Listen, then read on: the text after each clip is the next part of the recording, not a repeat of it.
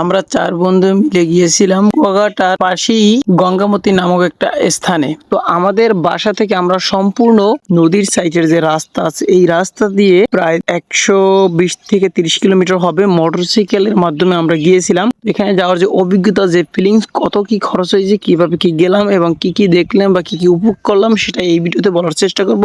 তো সম্পূর্ণ ভিডিওটা শুরু থেকে শেষ পর্যন্ত দেখার অনুরোধ রইল। তো আমরা যে পথ দিয়ে যাব, মানে আমাদের যে প্ল্যানে ছিল ওই পথটা দিয়ে আমরা যাইতে পেরেছি। তো ওই পথটা ছিল খুবই ভয়ঙ্কর। জানি যে এখানে একমাত্র সিস্টেম আছে মোটরসাইকেল, আর কম টাকার ভিতরে এটাই নেওয়া সম্ভব। তো আমরা 900 টাকা দিয়ে সারাদিনের জন্য একটা মোটরসাইকেল রিজার্ভ করি, মানে মোটরসাইকেলটা ভাড়া নিই। তো ড্রাইভার ছাড়া, যেহেতু আমরা 4 জন গিয়েছিলাম, 4 জনের মধ্যে থেকে আমাদের যে ফ্রেন্ড আছে শুভ, ও হচ্ছে প্রায় 6 বছর আগে থেকে মোটরসাইকেল ও আর কি চালাইতে পারে। তো এজন্য একটা মোটরসাইকেল ভাড়া নিলাম 900 টাকা দিয়ে। তো পরের দিন যেহেতু আমরা রাতেই মোটরসাইকেলটা ঠিকঠাক করলাম, পরের দিন সকাল 8টার সময় আমরা 4 জন একসাথে, আর আমাদের 4 জন আর পরিচয় হচ্ছে Shuvo, this is Alamin, rock boy, this is জুলাস, দিস ইজ জুলাট বডি বিল্ডার,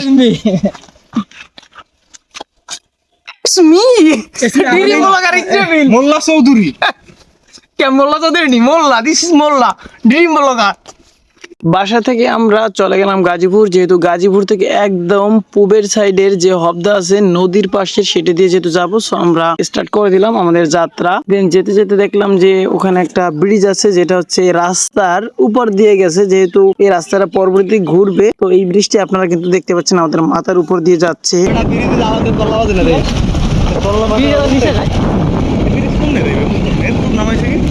ব্রিজ থেকে একটু সামনে যাওয়ার পরই দেখলাম চমৎকার একটা ভিউ।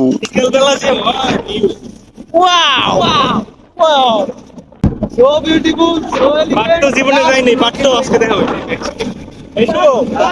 যেতেই প্রায় 120 কিলোমিটারের পথ আমরা যে পথ দিয়ে যাচ্ছি আর কি। তো এই জন্য আলামিন শুভকে বলছে গাড়ি একটু স্লো চালা, যাতে আঘাত না লাগে, মানে হাত যেন ব্যথা না হয়। তো আমরা যেহেতু যাচ্ছি এখান থেকে পাউট্টা যেতে হবে, পাউট্টার পরে হচ্ছে ধানখালি, ধানখালির পরে হচ্ছে মানে পোর্টর তাপবিদ্যুৎ, এরপরে হচ্ছে বাইলেতলি, বাইলেতারের পর হচ্ছে গিয়ে একদম শেষ মাথায় Gangamati. Wow, looks like a wow, এক্সের ওয়াও। ওই পিছনের শটটা ভালো লাগে, পিছনে ওই আবার ওখানে নদী গেছে দেখছো, এটা একটা শট। ওটা মাদের স্যার, ওর নাম দেন না, মাদের স্যার। এই যে এই পিছনের শটটা।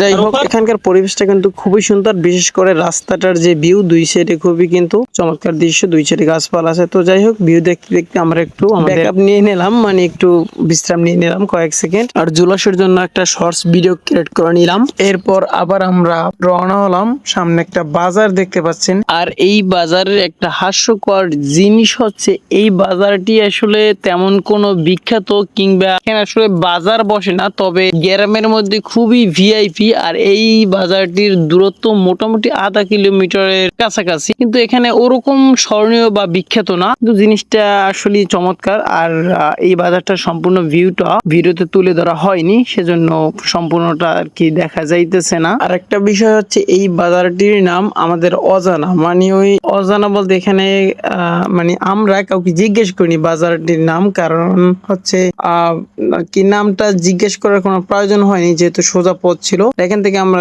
বায়ে চলে গেলাম। একটু বায়ে গাড়ি চালানোর পরই আমরা পেয়ে গেলাম পাটুয়া বাজার বা পাটুয়া বাজার, যে যেটাই বলুক, বা পাটুয়া লঞ্চ ঘাট বা পাটুয়া খেয়াঘাট, মানে এরকমই হবে, যেহেতু এটা মেইন হচ্ছে গিয়ে পাটুয়া বা পাটুয়া, যে যেটাই বলুক। তো আমরা এখন আছি পাটুয়া খেয়াঘাটে, জাস্ট মোটরসাইকেলটা সাইড করে আমরা এখানে চলে গেলাম। দেন একটু ঘোরাঘুরি করে আবার এখান থেকে বেরিয়ে আসলাম। Hi guys. Hi guys. Hello viewers. Facebook post করতে ভাইয়া। এরপর আমরা এই হোটেলটিতে নাস্তা করলাম, আর এই হোটেলটি হচ্ছে নদীর ভিতর, অর্থাৎ মানে এখানে যে খাল আছে, খালের ভিতরে, যেটা হচ্ছে আপনার স্ক্রিন দেখতে পাচ্ছেন। আমি জানালা দিয়ে পিছনের যে নৌকো টৌকো আছে সেটাকে দেখানোর চেষ্টা করছি, আর সেটা কিন্তু আপনারা দেখতে পাচ্ছেন। তো এখান থেকে আমরা নাস্তা করে জাস্ট আমরা চলে যাচ্ছি। আর এখান থেকে বের হওয়ার সময় দেখলাম যে 4 কপাটলা একটা সোলিস, যেটা আমি মোটামুটি ভালোভাবে দেখানোর চেষ্টা করছি, বাট পারিনি, কারণ সময় খুবই শর্ট ছিল। ওরা গাড়ি নিয়ে সামনে যাইতেছে, আমি পিছনে ভিডিও করতেছি আর হাঁটতেছি। আমি তো ভিডিওর শুরুতেই বলছিলাম আমাদের জার্নি পথে রাস্তাটা খুবই খারাপ, সেজন্য মোটরসাইকেল থেকে নেমে কিছু কিছু জায়গা দিয়ে হেঁটে যেতে হয়। তো এখানেও সেম অবস্থা। তো যাই হোক, এই পাটুয়া খেয়াঘাট বা লঞ্চ ঘাট থেকে আমরা তো বেরিয়ে গেলাম। তো চলুন দেখা যাক এখানে আমরা কি কি ফটো তুলছি। তো এখানের কার্যক্রম শেষ করে আমরা বেরিয়ে পড়লাম। সামনে যেতে যেতে আমরা একটা গান ধরছিলাম, কিন্তু গানটা পুরোপুরি ভিডিও করতে পারিনি, কারণ অতিরিক্ত বাতাস আর সেজন্য অতিরিক্ত নয়েজ ছিল। গান ছেড়ে সামনে যেতে যেতে দেখলাম देख के तुझको दिल बोले हाय हाय तेरे बिना हाल। এরপর একটু সামনে গিয়ে দেখলাম ব্লক তৈরি করার একটা কারখানা। যাই হোক, আমরা চলে আসলাম প্রায় ধানখালী যে একটা নতুন পোর্ট হইতেছে ওই পোর্টের কাছাকাছি, যেটা কিন্তু আপনারা দেখতে পাচ্ছেন যে অনেকগুলো ব্লক দিয়ে মানে একটা বেরিবাদ সিস্টেম দেয়া, এবং একটু সামনে নদীর পাশের খুবই চমৎকার একটা পরিবেশ। আর এখানকার সাগরের মানে এই খালটার যে অবস্থা, যে ফিলিংস, সেটা আপনি কুয়াটার ফিলিংস পাবেন। কেননা আমরা যে রাস্তায় মোটরসাইকেলটা নিয়ে আসি ওই নদীর ওপার কি দেখা যাচ্ছে না, শুধু নদীই দেখা যাচ্ছে। মানে ওইখানের মানে ওই যে খালটা, ওই খালটার মানে দূরত্বটা অনেক বেশি পাশে, সেজন্য ওই পার আর কি দেখা যাচ্ছে না যে ওই পারে গাছপালা কিংবা ঘর বাড়ি আছে সেটা দেখা যাচ্ছে না। আর এই জন্য এখানেই আপনি কুয়াটার কিন্তু ফিলিংস নিতে পারবেন। তো যাই হোক, আমরা প্রায় ধানখালী পোর্টের কাছাকাছি চলে আসছি। পোর্ট কিন্তু একটু একটু দেখা যাচ্ছে ভিডিওতে, যদি আপনারা খেয়াল করেন। দেখুন আমি জুম করে দেখাচ্ছি। এবার পড়তেছি না, আমার ক্যামেরা জুম ইন করে দাঁড়াই করে নিলাইছে। ওয়াও। যাই হোক, এই বেরিবাদ রাস্তার পরিবেশটা খুবই সুন্দর, কারণ বাম সাইডে পুরো কুয়াকাটার মতোই একদম নদীর এই পার দেখা যাচ্ছে, ওই পার দেখা যাচ্ছে না। আর ডান সাইডে হচ্ছে বিশাল এক বড় বিল। শুধু বিল আর বিল, এক্সের বিল। ওয়াও, ফ্যান্টাস্টিং, লুকিং লাইক সে ওয়াও।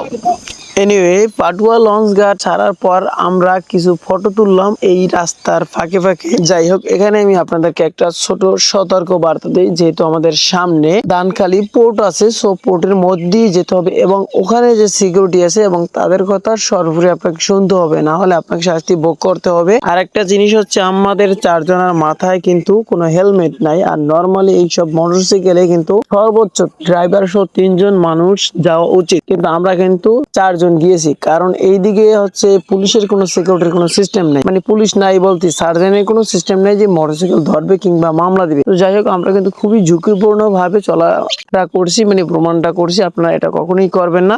তো ফাইনালি আমরা ঢুকে গেলাম পোর্টের এরিয়ার মধ্যে। সামনে বাইরে দিয়ে বাইরে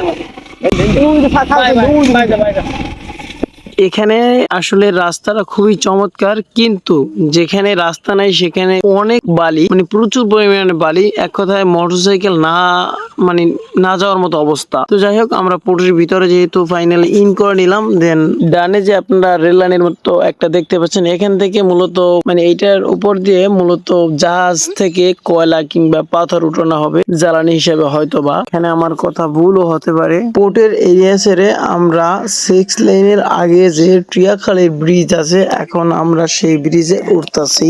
টিয়াখালী ব্রিজ পার হয়ে আমরা জাস্ট 6 লাইনের মাথা দিয়ে মানে 6 লাইন একটু ঢুকি আমরা জাস্ট বামে চলে যাব। আর বামে গিয়ে 500 কিলোমিটার গাড়ি চালিয়ে আবার আমরা চলে আসলাম 4 লাইনে। দিন 4 লাইন থেকে আমরা আবার বামে চলে যাব। বামে গিয়ে 2-3 কিলোমিটার ইটের রাস্তা পার হইলাম, এরপরে আমরা চলে আসলাম বাল্যাতলি ব্রিজের উপরে।